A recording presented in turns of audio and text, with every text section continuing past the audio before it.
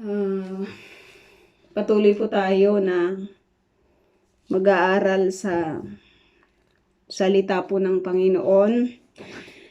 At hindi po naka-join or makaka-join si Pastora kasi mahina yung signal doon po sa kanila. Kaya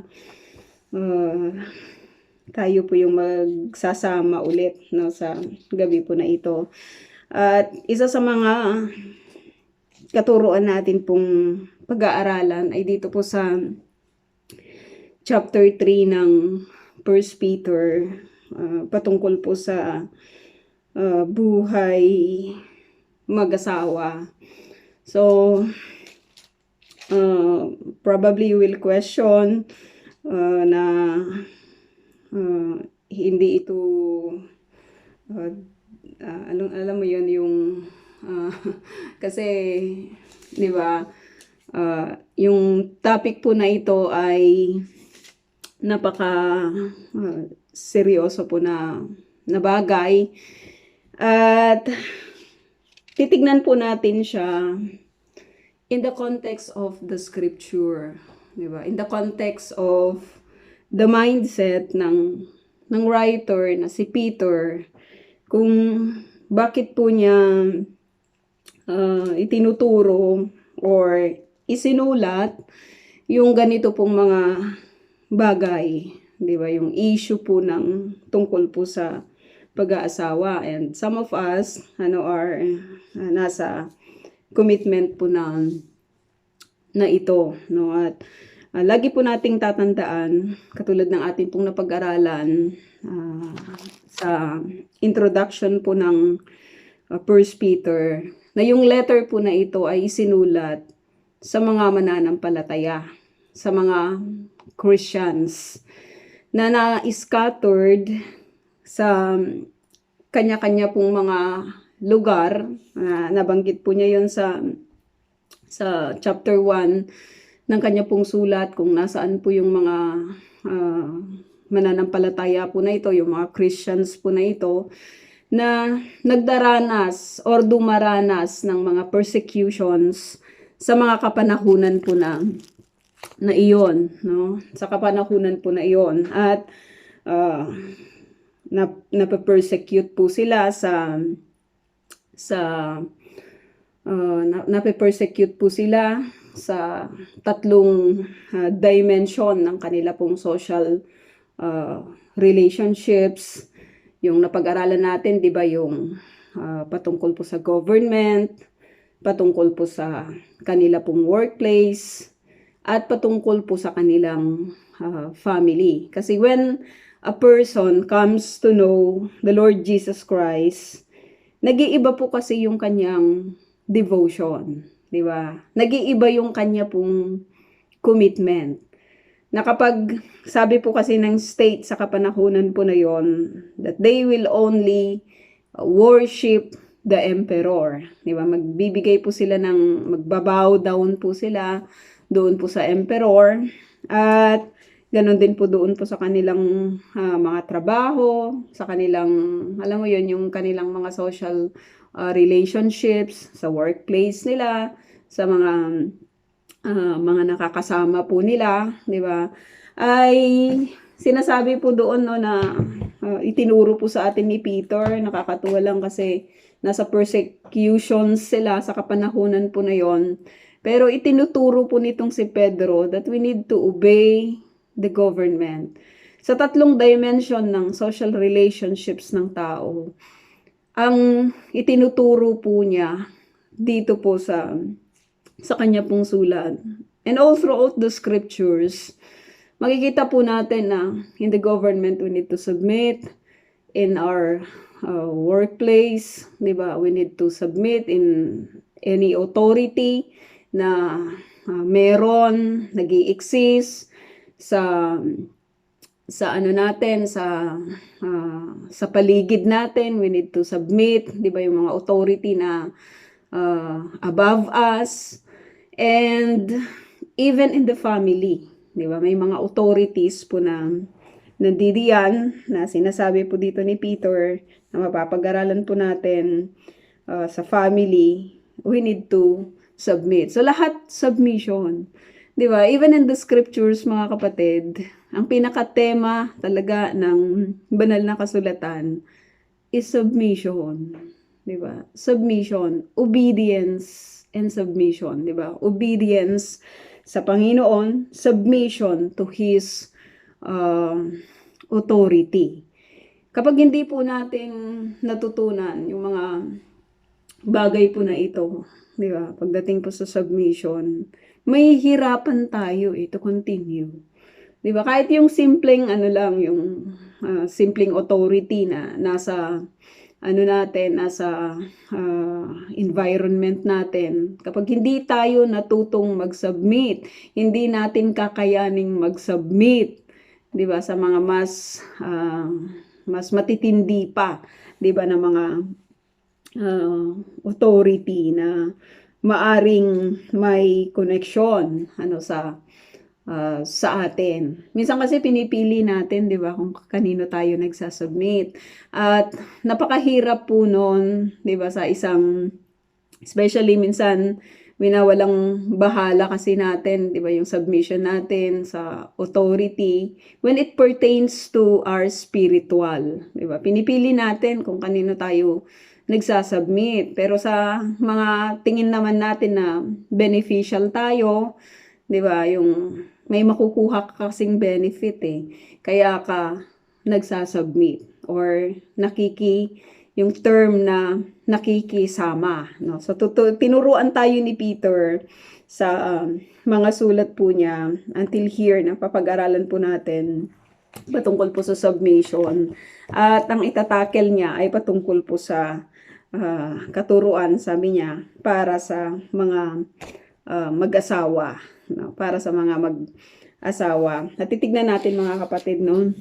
Ako po ay magsasalita, hindi sa base sa akin pong experience, kundi base po sa salita po ng atin pong Panginoon. Kasi walang ibang higit na na makakapagturo sa bawat isa po sa atin. Walang higit na authority, 'di ba, na po pwede nating gamitin maliban po sa authority na ibinigay sa atin ng Diyos through his words. So sabi dito sa chapter 3 verse 1, sabi niya, kayo namang mga babae. Nakakatuwa kasi una po niyang inaddress yung mga babae. Kasi sa kapanahunan po na yon, during that time, ang mga babae po ay talagang under po sila sa control po ng mga husbands. No, sila po yung kadalasang hindi napapakinggan, wala po silang kapangyarihan, no? Wala silang kapangyarihan sa kapanahunan po na yon, maliban sa under sila or mag-submit po sila doon po sa authority ng husbands. So may batas po sila na kapag hindi ka naging pleasing sa iyong husband or nahuli ka niya sa anumang klase ng infidelity or anything na aayawan niya sa iyo kasi maaring hindi ka na maganda sa kapanahunan na yon para sa kanyang eyes, pwede niyang gawin sa iyo yung lahat ng bagay, 'di ba? Or pwede kanyang patayin kung gugustuhin niya. Ganun po ka baba yung ganun kababa yung status ng mga kababaihan sa kapanahunan po na ito. At maging sa kapanahunan natin ngayon, we can see a kind of this yung pagtrato po sa ibang mga alam mo yun, yung sa mga Muslims, 'di ba, ganun. Nakapagtrabaho po kasi ako sa mga Muslims at nakita ko kung papaano po yung yung hindi naman lahat, pero may mga ganon karamihan, na talagang you need to submit. Nandun ka lang sa loob ng bahay, 'di ba? Tapos ginagawa mo, pinaglilingkuran mo yung lahat, pinaglilingkuran mo yung iyong husband.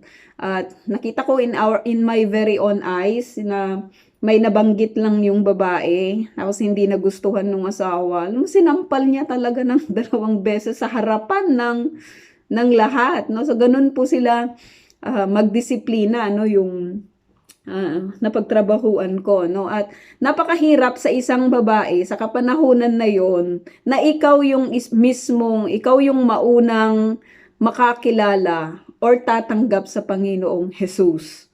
Kasi kung lalaki yung unang magiging mananampalataya, automatically yung buong household niya ay dadalhin niya. Wala siyang magiging problema. Pero kapag babae, sa kapanahunan na yon, ang unang nakakilala at nakatanggap sa Panginoon, magiging problema po ito, 'di ba? Hindi lamang sa buo niyang pamilya, hindi lamang sa kanyang society, kundi higit lalo doon po sa kanyang husband. Kasi kapag yung punto na alam mo yan, yung punto na mag-disagree ka sa yung husband, so maaring magkaroon ka ng problema, no? Yung mga physical na mga abuses, marami po sa kapanahunan po nila, no? Pero titignan natin, kasi sabi ni Peter dito, kayo namang mga babae, he is addressing to the sa mga babae na mananampalataya sa kapanahunan po na yon. Sabi niya, pasakop kayo sa inyong asawa. No, hindi niya sinabing labanan ninyo yung inyong husband, 'di ba? Kapag minamaltrato kayo ay kailangang ganito yung gawin ninyo, ganyan yung gawin ninyo. Pero he is still teaching them to submit, 'di ba? To submit. Kasi 'di ba, tinuruan niya yung mga mananampalataya na mag-submit doon po sa government, mag-submit, 'di ba, doon po sa kanilang mga amo, doon sa kanilang mga pinagtatrabahuan. At ngayon, sabi niya, mag-submit din kayo sa inyong asawa, no? Sa inyong asawa. Mag-submit, no? Yung submission. At even si Paul, binabanggit din po niya dito, marami din po siyang mga binanggit patungkol po sa submission. Ang pinag-uusapan natin dito, mga kapatid, is yung mga mixed marriages, 'di ba? Yung magkakaroon kasi ng problema kapag hindi mananampalataya, 'di ba, yung iyong husband, or kapag hindi mananampalataya yung iyong wife, no? Mas magaan yung buhay kapag parehas po kayong mananampalataya, 'di ba, na nagsisikap na makasunod sa Panginoon. And some of you maybe can testify about it, no, na may kahirapan talaga kapag ikaw ay babae na nagnanais na makasunod sa Diyos, tapos yung iyong husband ay ayaw kumilala sa Diyos, 'di ba? Ayaw tanggapin ang Panginoon. Magkakaroon ng problema sa tahanan na lang, 'di ba, sa mga anak, no? Alam mo 'yun, yung sa mga anak, no, magkakaroon din na bakit si tatay, bakit si ganito hindi naman pumupunta, 'di ba, sa church, hindi naman naniniwala sa Lord, lalo na kapag may mga vices, 'di ba, yung mga husband, napakahirap na magturo, 'di ba? Doon po sa mga bata kapag ganun po yung sitwasyon. Pero sabi ni Peter, pasakop kayo sa inyong asawa. Bakit? Ano ba, Peter? Napaka-basic ng mga tinuturo niya dito. Pero bakit kailangang mag-submit? Sabi niya, sa gayon, sabi niya, kung mayroon sa kanila na hindi naniniwala sa salita ng Diyos, sabi niya, mahihikayat din silang sumampalataya dahil sa inyong magandang asal. Yun yung sinasabi niya, no? Dahil sa inyong magandang asal. Of all the disciples, si Peter po yung may recorded, di ba, na family.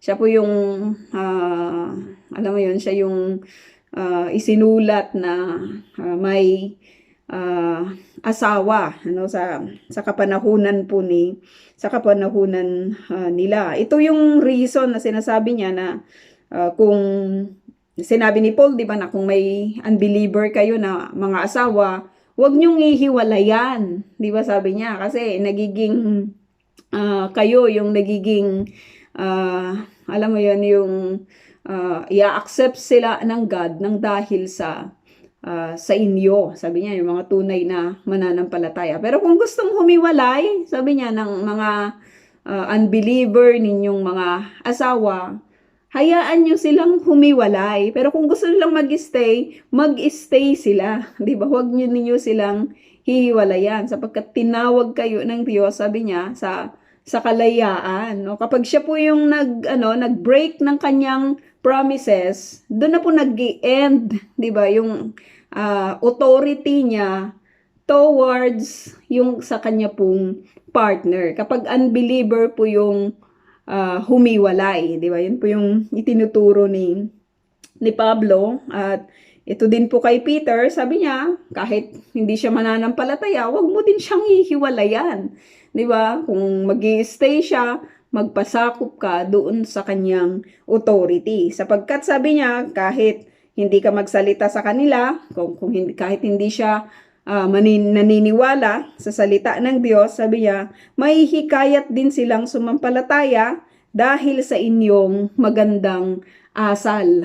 Dahil sa inyong magandang asal. Ito po ay sinasabi, 'di ba, sa isang mag-asawa, no? Yung meron talaga silang intimate relationships, meron po silang commitment, 'di ba, sa isa't isa, no? At may hikayat din, no? Wala kang ginawa. Pero may napanood ako, 'di ba, yung sa Korean yata 'yon, na talagang sinasaktan siya ng kanyang husband kasi ayaw niyang dumalo yung kanyang asawa sa mga Bible studies, sa mga pagtitipon, no? At talagang hindi lumalaban yung mananampalataya na yun na babae hanggang sa yung husband na niya, 'di ba, yung I think i-forward ko, 'di ba, sa group natin, hanggang sa yung husband niya yung request ng divorce, 'di ba? Kasi hindi siya makatagal doon po sa kanyang believing wife. 'Di ba? Hindi na makatagal, no? Hindi siya makatagal, no?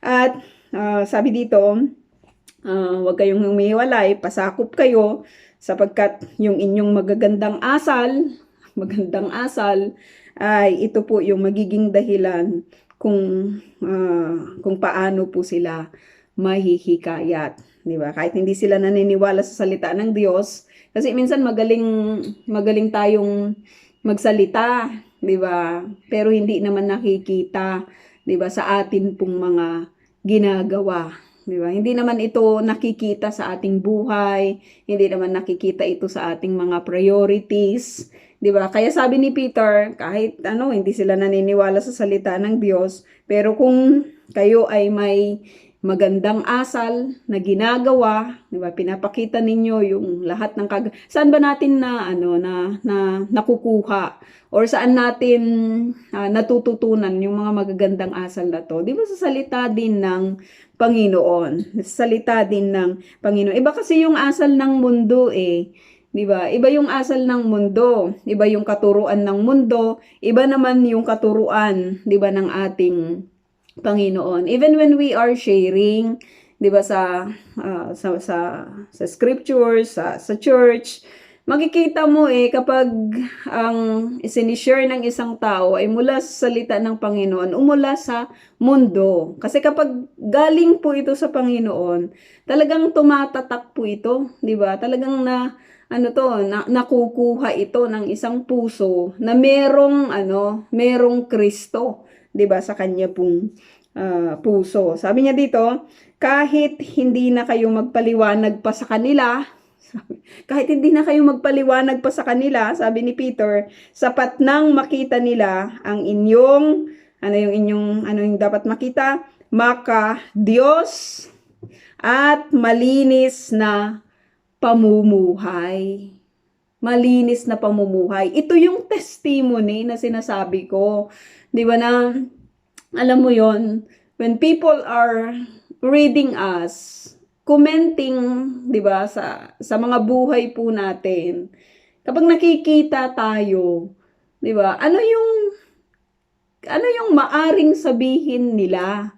'Di ba? Ano yung hinahayaan natin na makita nila, 'di ba, sa atin, 'di ba? Kaya nga ingat na ingat lang tayo when people are commenting, 'di ba, sa ating pong mga buhay. Ano yung kanilang maaring sabihin? Kasi sinasabi dito ni Peter na kapag alam mo 'yun, na kapag makadiyos ka, saan ka kadalasang nakikita? 'Di ba? Ano yung mga minamahal mo? 'Di ba? Ano yung mga alam mo 'yun, ano yung mga prina-prioritize mo, 'di ba? Ano yung saan umiikot yung buhay mo kapag ikaw ay maka-Diyos, 'di ba? May maka-Diyos, may makasanlibutan. 'Di ba? Ano yung pagkakaiba ng buhay ng isang maka-Diyos sa buhay ng isang makasanlibutan? 'Di ba? Sinasabi ni Peter na kapag ikaw ay makadiyos, makita nila ang inyong makadiyos, sabi niya, makadiyos, at malinis na pamumuhay. Malinis na pamumuhay. Walang walang maibibintang kasi malinis yung pamumuhay. 'Di ba? Sinisikap na, alam mo yun, lahat tayo ay hindi perfect, 'di ba, mga kapatid? We failed a lot. 'Di ba? Lahat tayo ay hindi pumasa sa pamantayan po ng Diyos. Kaya tayo tinuturuan ng scriptures ng mga bagay na dapat po nating lakaran kasi gusto ng God na malinis po tayo, 'di ba? Magiging malinis po yung atin pong pamumuhay, 'di ba? Kasi yun yung nais ng God natahakin po natin na landas, and we don't judge anyone kasi 'di ba, ang God naman is mapagpatawad, 'di ba? Ang God naman ay mahabagin. Alam mo 'yon, yung napakasarap lang isipin yung mga kabutihan niya, 'di ba, sa mga buhay natin. At yun po yung naglilid sa atin yung kanyang goodness, 'di ba? Sabi ng kanta, your kindness leads me to repentance, 'di ba? Yung goodness ng God, ito po yung nag-mold sa atin, 'di ba, na piliin yung malinis na pamumuhay, 'di ba? Yung malinis na pamumuhay. At sabi niya dito, makadiyos at malinis na pamumuhay. Ang inyong ganda, sabi niya, ang inyong ganda, sa lahat ng mga verses na ito hanggang dito sa verse 7, ito po ay patungkol lahat sa mga babae, 'di ba? Sa mga babaeng may asawa. Sinabi ko po kanina na napakahirap po ng kalagayan nila sa kapanahunan po na 'yon kapag sila po ay nakakilala, 'di ba, sa Panginoon.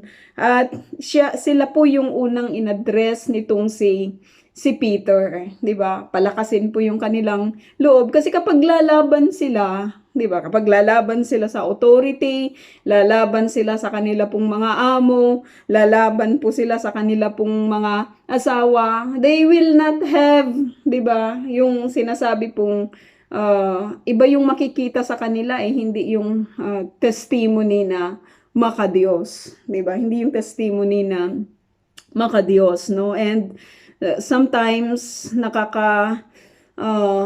alam mo yon, yung sa buhay ng iglesia, 'di ba, sa buhay ng church,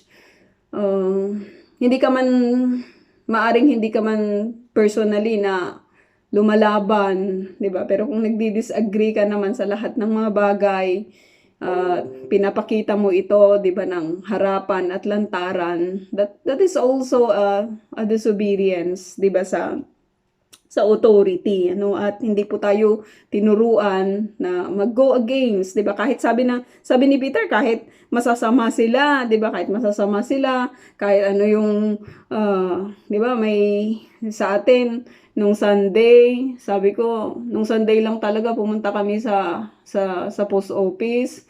ang dami-daming mga tao na talagang siksikan yung mga tao, 'di ba? Tapos i-prevent ni pupunta kami sa bank, 'di ba? May mga tao din sa mga stores, 'di ba? May mga tao din. Tapos sasabihan tayo na bawal mag-gathering, 'di ba?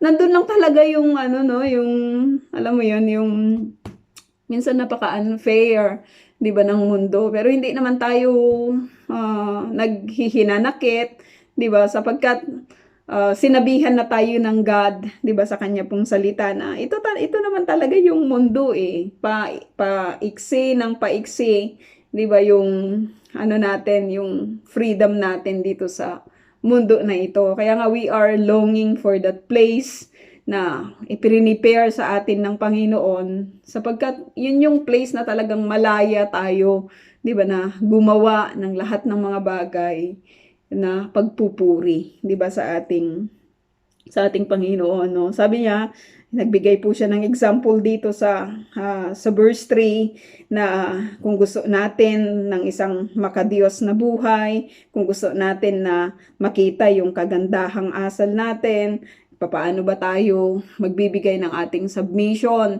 'di ba, sa ating mga asawa. Sabi niya dito, ang inyong ganda, sabi niya, ay huwag maging panlabas lamang. Ang inyong ganda ay huwag maging panlabas lamang, 'di ba? Kasi mga babae mahilig magpaganda, 'di ba, sa kapanahunan po na iyon. Talagang ginugugol po nila yung lahat ng mga lahat ng mga alam mo yun, yung mga kakailanganin nila para magmukha po silang maganda. Kasi they wanted to please their husband. Kasi nandun under sila sa authority, 'di ba, ng kanilang husband. Kasi kapag hindi na sila magustuhan, 'di ba? Pwede silang iwanan, pwede silang ipagpalit, pwede silang patayin, pwede silang saktan. Kaya pinaprioritize po nila, talaga ilalagay nila sa priority na dapat maganda ka, 'di ba? Hindi naman natin sinasabi, 'di ba, na kasi may mga asawa naman ng mga babae na losyang lang din talaga, 'di ba, na alam mo yon, dugyot lang. Pero sinasabi po dito, mga kapatid, na ang ganda ay huwag maging panlabas lamang. Ewan ko po kung saan po kayo tumitingin ng ganda, 'di ba? Sa panlabas ba na kaanyuan ng isang tao o yung kalooban, 'di ba? Yung kung ano yung nasa kalooban niya. Kasi kung titignan mo sa mga kaso-kaso doon sa tulpo, 'di ba? Sabi ko kasi nagka-problema kasi kayo kasi sa iba kayo tumingin, 'di ba? Sa tumingin sila kasi maganda, bakit ka ba na sa kanya, na attract sa kanya kasi maganda siya, sexy siya, 'di ba? Ganun po yung kanilang mga descriptions, no? May mga babae po na gano'n na talagang ito yung kanilang priority, 'di ba? Yung maging maganda sila, kung mag-ayos sila ay talagang oras, 'di ba? Yung kanilang ginugugol sa salamin, 'di ba? Wala silang inuuna kung hindi bumili ng mga magagandang damit, 'di ba? Para magmukha po silang maganda sa labas, no? Yung mga panlabas, at marami pong ganon, no? Sabi niya, ang inyong ganda ay huwag maging panlabas lamang. Na ano ba 'yon? Ano yung sinasabi niya? Tulad ng pag-aayos ng buhok, no? Grabe na yung ginawa ng pag-aayos ng buhok. Yung mga ginagawa sa mga buhok, 'di ba? Nagpa-straight na, nagpakulay na, 'di ba? Alam mo 'yun, nagpa-shampoo na, kung ano-ano na yung ginawa para gumanda lang, 'di ba, yung kanyang buhok. At sabi niya dito, marami kang sa kapanahunan kasi na 'yon, 'di ba? May mga inilalagay pa silang mga palawit, 'di ba, sa kanila pong mga buhok, yung mga hairpins nila, kailangan ito'y maganda, 'di ba? Para magmukha silang maganda. Pero 'di ba kapag masama yung ugali, kahit gaano pa yan kaganda, 'di ba? Hindi naman alam mo yun, hindi talaga nako-cover ng makeup or whatsoever yung isang ugali na pangit. 'Di ba? Kahit gaano siya kaganda, 'di ba? May ang tinitignan natin, 'di ba, yung kalooban, ano ba yung laman ng kanyang puso, no? Ano ba yung katauhan, 'di ba, ng tao po na ito. Kasi 'yun po yung nagtatagal eh, 'di ba? Yung ganda kasi ay kumukupas eh.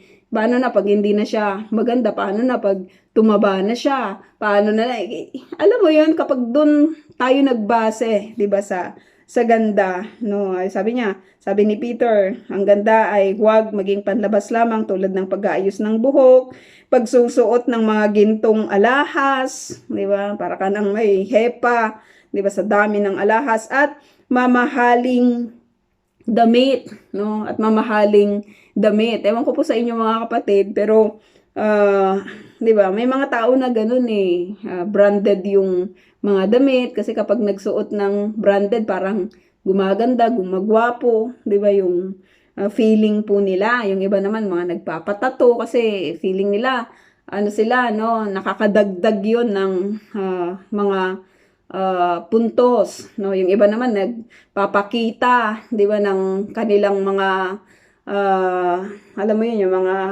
cleavages nila, 'di ba, para magmukha silang sexy, 'di ba, yung mga ganon, no? Kasi gusto nilang ma-please, gusto nilang maka-attract, 'di ba, doon po sa kanilang mga prospect. At lagi ko pong sinasabi, 'di ba? Kasi sa Facebook marami po akong nakikita na nagdi-display, 'di ba, ng kanila pong mga katawan.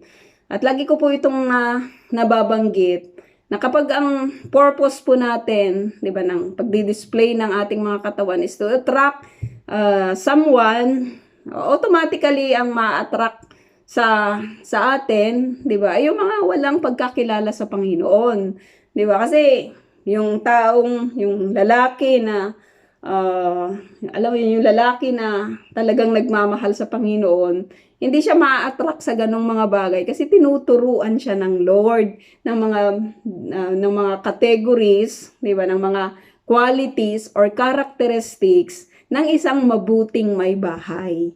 'Di ba? Hindi ko naman po sinasabi na maging pangit na lang, 'di ba? Kahit maganda, pagandahin na lang yung ugali. Pero sinasabi po dito ni Peter na hindi iyon yung iyong magiging priority, 'di ba? Hindi yung ginugol mo na yung lahat ng panahon mo sa pag-aayos, 'di ba, ng iyong sarili, pag-aayos ng iyong buhok, pag-aayos ng iyong mga alahas, 'di ba? Pag-aayos ng iyong mga mamahaling damit at makakaligtaan mo na, 'di ba, yung mga bagay, 'di ba, na dapat mong gawin, 'di ba, sa iyong buhay. Sabi dito, ano ba yung dapat gawin, Peter? Sabi niya, sa halip, ano yung dapat pagyamanin? Pagyamanin ninyo ang kagandahang nakatago sa puso.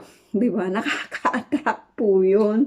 Kapag maganda po yung laman ng puso. Kapag ang Panginoong Hesus yung naka-enthroned, 'di ba, sa ating mga puso, no? 'Yun po yung talagang nakaka-attract lang kung ano yung alam mo 'yun, kung ano yung laman ng puso ng isang tao, 'di ba? Kung ano yung laman niya, nire-reveal 'yon ng kanyang ginagawa. Ano ba yung laman ng puso niya, 'di ba? Nakikita 'yon sa kanyang ginagawa, 'di ba? Hindi po pwedeng itago kasi 'yun eh. 'Di ba? Nakikita at nakikita 'yon. Kung ano yung nakatago, 'di ba? Kung ano yung laman ng puso ng isang tao, nakikita ito sa kanyang ginagawa, no? Sabi niya, pagyamanin ninyo, ito yung dapat pagyamanin, sa halip, pagyamanin ninyo ang kagandahang nakatago sa puso. Sabi niya, nakatago sa puso. Ibig sabihin, nakatago eh, 'di ba? Hindi ito kadalasang, alam mo 'yun, yung naka-store doon sa sa puso. Ano ba yung kasi tinuruan na tayo na si God, 'di ba? Si Jesus yung naka-enthroned diyan. So kapag siya po yung naka-enthroned diyan, automatically ang mga lumalabas sa puso po natin, maging sa atin pong mga bibig, sa atin pong buhay, ay patungkol din sa kagandahang asal, 'di ba, na itinuturo sa atin ng Panginoon. Yun po yung sinasabi po dito ni Peter na dapat pagyamanin. Hindi niya sinabing dapat pagyamanin ninyo, dapat madami yung inyong mga damit, dapat madami din yung inyong mga alahas, 'di ba? Or sinasabi niya dito na dapat laging maganda yung nakakaano lang no, nakaka-amaze lang kasi inuna niya yung buhok. 'Di ba? Yung buhok, no? Sabi niya gano'n, yung pag-aayos ng buhok. Siguro sa kapanahunan na yun, buhok, ewan ko sa inyo kung ano yung una niyong inaayos. Kasi ako naman, hindi naman ako nag-aayos ng buhok, di ba? Pero may mga tao na gano'n na ang tagal-tagal magsuklay ng kanilang mga buhok, no? Ang tagal nilang mag-ayos, di ba, ng kanilang mga buhok. Kundi sinasabi po sa atin na ang pagyayamanin natin ay yung mga kagandahang nakatago sa puso, no? Nakatago sa puso. At ano pa? Sabi niya dito, ang kagandahang walang kupas na likha ng maamo at mapayapang diwa na lubhang mahalaga sa paningin ng Diyos. Ito pala yung mas higit na mahalaga, 'di ba? Ito pala yung tinitignan ng Diyos, 'di ba? Ito yung mas mahalaga, 'di ba, sa pamantayan po ng Lord, yung laman ng puso, 'di ba? Yung laman ng puso, yung sabi dito yung maamo at mapayapang diwa. May kapayapaan, 'di ba? May alam mo 'yon yung may ano yung ano bang tawag doon? Ano bang term doon, no? Yung meron kang yung buhay mo ay makakakitaan ng modesty, 'di ba? May modesty ano sa lahat ng area, 'di ba, ng iyong buhay, no? Sabi niya, iyan ang pagpapagandang, may example siya dito, ginawa noong unang panahon ng mga babaeng banal na umasa sa Diyos. Ano yung ginawa? 'Di ba? Ano yung mga ginawa ng mga babaeng banal na ito na umaasa sa Diyos? Ito daw yung kanilang mga ginawa, 'di ba? Hindi sila hindi natin nakita, ewan ko kung nabasa ninyo sa scripture kasi sabi niya dito, at sila ay nagpasakop sa kanilang mga asawa, no? Tulad ni Sarah, nagbigay siya ng example, no, na walang recorded na ganun, no, na nagpaganda nagsuklay si ganito. Walang mga detailed ano na binanggit po yung scripture, pero sinasabi po ni Peter na yung sabi niya, iyan ang mga pagpapagandang ginawa nung unang panahon ng mga babaeng banal na umasa sa Diyos. Ang sarap lang yun, no, na mabanggit na ikaw ay banal, 'di ba? Kasi ang nagpabanal naman sa atin ay ang Panginoon, 'di ba? Ang Panginoong Jesus, siya yung ating righteousness. Kaya kung siya yung ating pinili, 'di ba? Meron tayong righteous na buhay, no? Ang category ng mga babaeng ito ay sinasabi na banal na, mga babaeng banal na wala silang ibang inasahan kundi ang Diyos, 'di ba? Wala silang ibang inasahan kundi ang Diyos, at sila ay nagpasakop sa kanilang mga asawa. Napakadali lang kasing magpasakop sa isang mananampalatayang sa asawang mananampalataya, 'di ba? Yung may pananampalataya siya sa Diyos. Napakadali lang sigurong magpasakop, 'di ba? Pero kapag hindi kasi mananampalataya, paano ka magpapasakop? 'Di ba? Ang hirap lang siguro talaga na paano ka magpapasakop sa isang hindi mananampalataya, 'di ba, na asawa? Paano mo iha-handle yung isang tahanan na kunyari magtatawag siya ng kanyang mga kaibigan, tapos magiinuman doon, 'di ba, may inuman, may mga sigarilyo, 'di ba, yung mga gano'n. May mga pulutan, maingay, may kantahan, tapos ikaw mananampa saan ka lulugar, 'di ba? Ano yung iyong gagawin? Maghahanda ka ng pulutan, 'di ba, yung mga gano'n? O kaya, aasikasuhin mo yung mga, nagiinuman, 'di ba, na alam mo naman na hindi iyon nakalulugod, 'di ba, sa Panginoon. Ang hirap lang ng ganong buhay, siguro lang talaga, 'di ba? Ang hirap lang sa bahay, 'di ba? Sa bahay, alam po nila na kapag nandyan ako, ayaw ko ng mga inuman. Hindi lang talaga ako nag-a-agree, 'di ba? Sinasabihan ko lang talaga sila na hindi hindi pwedeng uminom, 'di ba? Yung gano'n. At kung gusto nilang uminom, nagpapakalayo-layo lang talaga sila, pero hindi sa loob ng bahay, no? Nasasabi ko po 'yun kasi 'di ba, alam mo 'yun, may authority naman ako. Pero papaano yung mga yung kapag ang higher authority mo ay yung iyong husband, papaano lang 'yun, 'di ba? Ang hirap-hirap lang talaga siguro nun, 'di ba? Ewan ko po sa inyo kung naranasan niyo yung mga ganong mga bagay, o kaya may mga ito-tolerate ka, 'di ba? Yung parang may mga member ka ng family na alam mo 'yun, yung uuwi tapos may asawa, tapos nag-uwi ng mga ah, mga kirida, 'di ba, yung mga gano'n. Ang hirap lang ano, ang hirap lang siguro talaga ng gano'ng mga sitwasyon, 'no, na kailangan mong magpasakop, 'di ba, sa nakikita mong, pero sinabi niya magpasakop, eh, 'di ba? Huwag hihiwalay, 'di ba? Pero nandun kasi, it's a choice. Sinabi ko nga minsan sa mga kina-counselan natin, yan ay bunga ng iyong disobedience, 'di ba, sa Panginoon. Kaya ano man yung pagtutuwid ng Lord sa kapanahunan na ito, 'di ba? You just take the pain, i-submit sa Panginoon, 'di ba?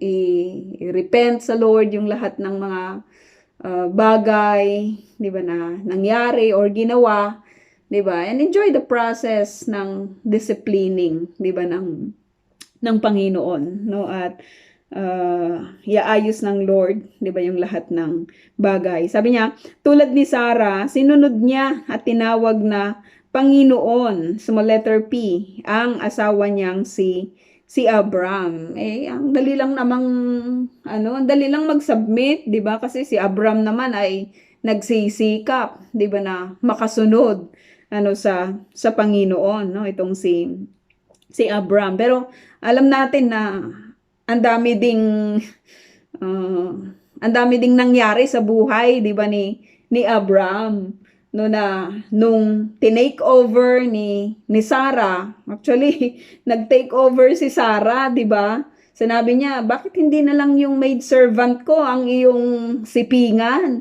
'di ba, para magkaanak ka, 'di ba? Magkaanak ako sa pamamagitan niya, no? At ito naman si Abram, sumunod, no, at nagkaroon ng problema kasi pinangunahan po nila, 'di ba, yung plano, 'di ba, ng Diyos, no, para po dito kay Abram, no? At kapag grinab yung authority, alam mo 'yun, hindi lang siya grinab, pero kapag ano bang tawag doon, yung hindi naman sinalisihan, no? Pero kapag kinuha mo yung authority, 'di ba, sa sarili mo na hindi naman ikaw appointed, magkakaroon talaga 'yun ng problema. Kaya nga sa church, mga kapatid, tinuturuan po tayong mag-submit, 'di ba? Tinuturuan tayong i-honor. O may mga nababanggit tayo minsan, kasi minsan naiinip po tayo, 'di ba, sa mga bagay-bagay, no? Pero learn to submit lang talaga. We just need to learn to submit. Kasi kapag pinangunahan natin yung ibang mga bagay, 'di ba? Pinangunahan natin ang authority, hindi po ito magiging maganda yung results, no? Hindi magiging maganda yung results, no? Kahit gaano pa tayo kagaling, no? Sabi niya, kayo rin ay mapapabilang sa kanyang mga anak. Sinong sinasabi niya? Si Sarah, no? Tulad ni Sarah, sinunod niya at tinawag na Panginoon ang asawa niyang si Abraham. Kayo rin ay mapapabilang sa kanyang mga anak kung matuwid ang inyong mga gawa. Kung matuwid ang inyong mga gawa. Mapapabilang tayo sa mga anak. Kaninong anak? Kanina, kasi si Abram yung father ng faith, 'di ba? At ito namang si Sarah ay asawa nitong si Abraham. Mapapabilang tayo doon po sa kanyang mga anak. Sabi niya, anak nitong si Sarah, kasi si Sarah naman yung nanganak, 'di ba? Mapapabilang tayo sa kanyang mga anak kung matuwid ang inyong mga gawa. So, makikita natin dito na ito po ay patungkol sa mga babae. Yung katuruan na ito ay patungkol po sa mga may asawang babae, no? So madami tayong nakita dito, no, yung katuwiran ng gawa, 'di ba, yung alam mo yun, yung mapayapang diwa, hindi ka balisa, 'di ba? Wala kang ibang iniisip maliban sa sa mga bagay na maayos, 'di ba, mapayapa, 'di ba, meron kang submission sa iyong asawa, meron kang faithfulness, 'di ba, sa iyong asawa. Yung sinasabi po dito na kung magsasubmit ka, dapat doon lang sa iyong asawa, 'di ba, hindi sa asawa ng iba, 'di ba? Marami kasing nagfi-fail sa area po na ito. Hindi lang talaga ako napapakali, 'di ba, na kung ako man yung may asawa tapos nakikita kong yung asawa ko ay nakikisama, 'di ba, sa asawa ng iba, hindi lang talaga ako naniniwala, 'di ba, na wala silang ibang ginagawa, 'di ba? Automatically ang ginagawa nila, kahit sabihin nilang close lang naman kami, friends lang naman din kami, 'di ba? Pero hindi kasi ako naniniwala eh. Hindi lang talaga ako naniniwala, 'di ba? Na wala silang ibang ginagawa, 'di ba? Kasi kahit ngayong mga 'di ba? Kahit sabihin mong walang mga sabit, kung laging magkasama, may probability, 'di ba, ng temptation. Eh di lalo na yung mga talagang, sabi nga sa Taiwan dati, 'di ba, na ang tina-target nila ay yung mga yung mga may asawa. Kasi yung mga may asawa, madali na lang silang nagkakaintindihan, 'di ba, sa kasalanan na kanilang ginagawa, 'di ba? Hindi lang talaga ako panatag na ipagkakatiwala mo yung iyong asawa sa asawa ng iba, 'di ba? Maraming ganun eh dito sa Israel. Alam po natin na tsaka kung may asawa ka na, wala ka ng ibang wala ka na ibang supposed to be desire na makisama sa iba, 'di ba? Maliban sa yung asawa. At naalala ko yung testimony ni Paul Washer na sinabi niya na ayaw na ayaw kong inilalak ako sa isang room na wala akong ibang kasama, 'di ba, maliban sa aking asawa. Kapag nilak siya sa isang room na hindi yung asawa niya yung kanyang kasama, mag-walk out siya, 'di ba? Ganun po kasi sabi niya, I don't trust myself. I don't trust myself. Sabi niya, may probability na talagang magkakasala siya. Kaya sinisikap niya, 'di ba, na alam mo 'yon, hindi niya gagawin yung mapalapit sa iba upang hindi siya magkasala maliban sa kanyang asawa, 'di ba? Maliban sa kanyang asawa. At ito po ay reminder sa ating mga kapatid, 'di ba, na hindi naman po masamang makipagkaibigan, 'di ba? Hindi naman po masamang makisama, 'di ba, sa iba, kahit po sa mga hindi mananampalataya. Pero wina-warningan lang po natin ang bawat isa to take heed, 'di ba? To take heed na kasi 'di ba, gusto nating mapaayos yung buhay natin, gusto nating makasunod 'di ba sa Panginoon. Kaya piliin po natin yung buhay na maayos, 'di ba? At buhay na mapayapa, no? Wag lang talaga nating pagtitiwalaan yung ating sarili na kaya natin ito, kaya natin 'yan. Kasi kahit ako mga kapatid, sinabi ko na din 'yan eh. Kaya ko 'to, kaya ko 'yan, pero I failed a lot. 'Di ba? Nagfe-fail lang talaga ako at nakakahiya lang talaga sa Panginoon kasi hindi ko pwedeng pagkatiwalaan ang sarili ko. Ang pagkakatiwalaan ko lang talaga ay ang Panginoon. Dahil siya lang yung katiwa-tiwala eh.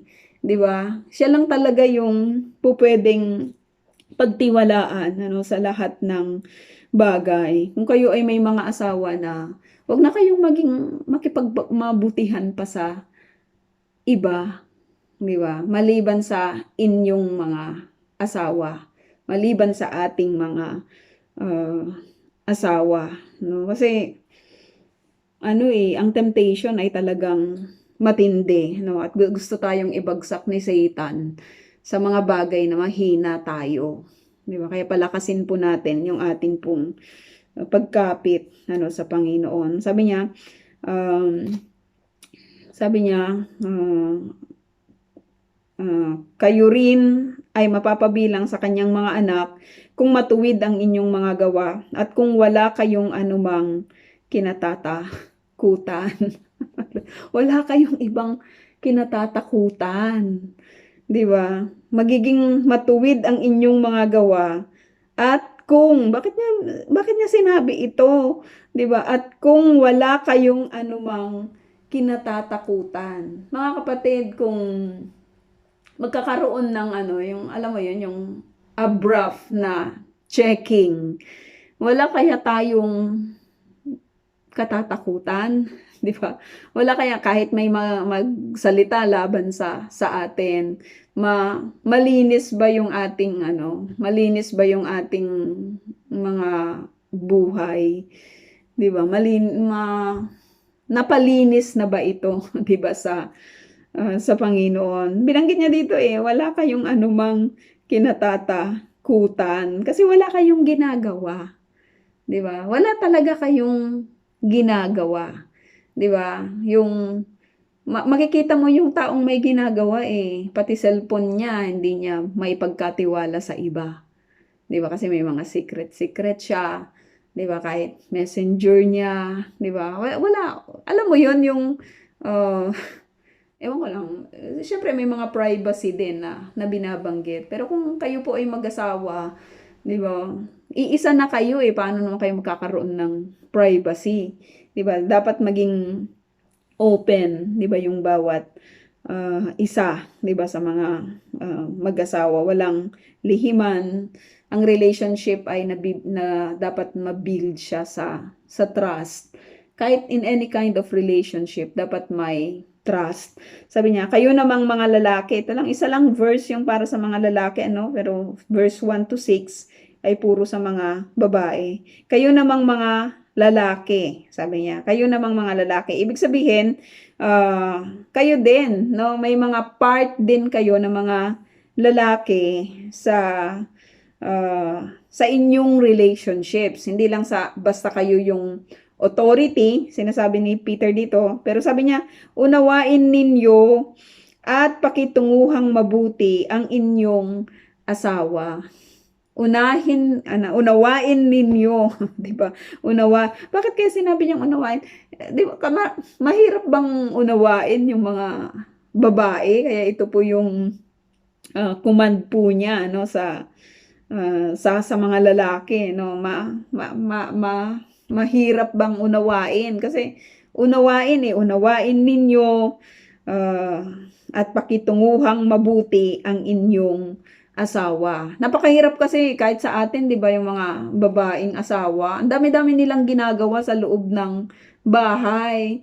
Tapos yung asawang lalaki magpapadulot pa, 'di ba, ng lahat ng kanyang mga pagod ka na, wala ka nang tigil sa paggawa. Dito sa Israel kasi iba, no, yung mga lalaki nagtatrabaho din sa kusina, naglalaba din, 'di ba? Alam mo 'yon, tumutulong din talaga sila sa mga gawaing bahay. Kasi wala namang, maliban na lamang kung may katulong, 'di ba? Kasi mag-asawa 'di ba, iisa sila. So dapat nagtutulungan, 'di ba, sila sa kanilang mga gawain. Kasi kumakain din naman siya, 'di ba? So maganda rin sana na ewan ko po sa inyo kung ang inyong tatay or ang inyong mga asawa ay natulong din, 'di ba, sa gawaing bahay. Kasi yun ang pinakamahirap na trabaho yung sa gawaing bahay. Pero sinasabi niya, unawain ninyo at pakitunguhang mabuti ang inyong asawa sapagkat sila'y, ito pala yung reason, sapagkat sila'y mas mahina. Sapagkat sila'y mas mahina. So, ibig sabihin, kasi mahina sila, so kailangan talaga ng hindi lang pangunawa, kundi pakikitungong mabuti, 'di ba? Sa lahat ng aspeto ng buhay ng kanilang asawang babae. 'Di ba? Hindi lang sa pangunawa, madami kasi high blood din, no? Kung high blood na yung isa, high blood din yung isa, kaya nagkakaroon ng away, 'di ba, sa tahanan, no? At sabi niya dito, sapagkat sila'y mas mahina, no? Mas mahina, mas mahina daw yung mga babae, no? Mahina, malakas lang yung boses minsan, 'di ba? Pero sa physically, mahina naman talaga tayo, 'di ba? Compared po sa mga lalaki, no? At sila'y kasama ninyong tatanggap ng buhay na kaloob ng Diyos. Ito yung sabi niya ito sa lalaki, no? At sila'y kasama ninyong tatanggap ng buhay na kaloob ng Diyos. Gawin ninyo ito upang walang maging sagabal sa inyong mga panalangin. So yung command sa mga lalaki, pangunawa, 'di ba? Pakikitungong mabuti sa kanila pong mga asawa. So paano ba sino bang may asawa dito na lalaki? Brother Emerson, no? Brother Roger.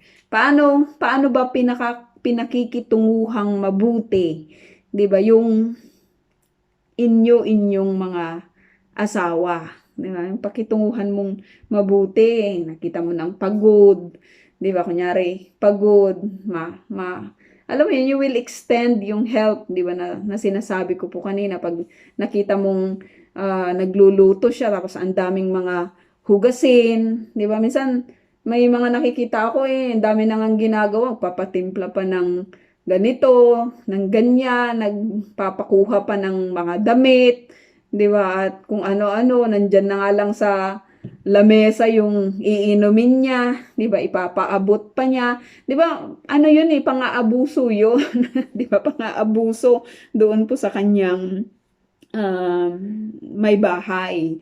No, at sana po hindi po ganyan yung iba po sa atin, kundi talagang nagtutulungan, no? Nagtutulungan doon po sa tahanan, no? Na sabi niya, gawin ninyo ito upang walang maging sagabal sa inyong mga panalangin. So it is a basic instructions para po sa mga may asawa, no? Katuruan para sa mga mag-asawa, no? At hindi ko po alam, mga kapatid, kung hindi ko po alam lahat ang mga kwento po ng mga buhay may asawa po ninyo. Diba? Hindi ko po alam. Some of you ay alam ko, pero hindi ko po alam yung mga pinagdadaanan po ninyo, 'di ba? Kung ano yung mga reason. Most of us yata dito ay may mga problema sa kanila pong mga buhay may asawa or sa kanilang buhay may pamilya, no? At kung may asawa ka na babae, papasubmit ka doon sa authority ng iyong husband.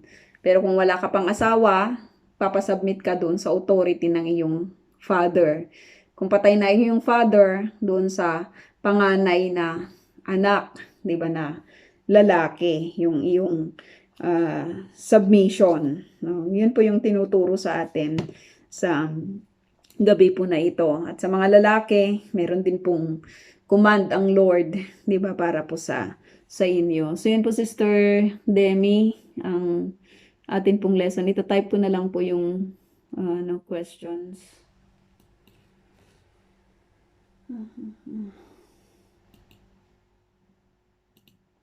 Everyone. Ay.